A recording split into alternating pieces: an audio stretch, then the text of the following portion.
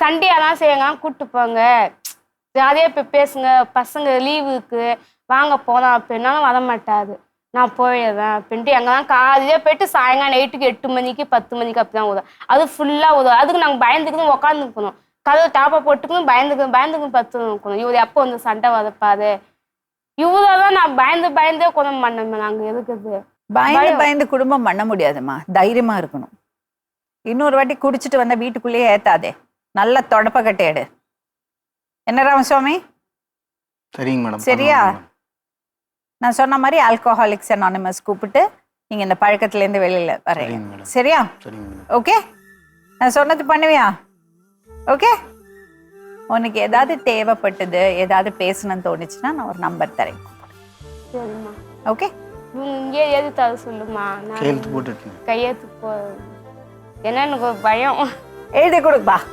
வேற ஏதாவது தப்பு பண்ணீங்க நிச்சயமா நான் வருவேன். சரிங்க மேடம். வந்து இப்போ அவங்க அம்மாவே என் மேலே கோபமாக வைப்பாங்க, என் பையன் விட்டுட்டு போயிட்டாங்கதே.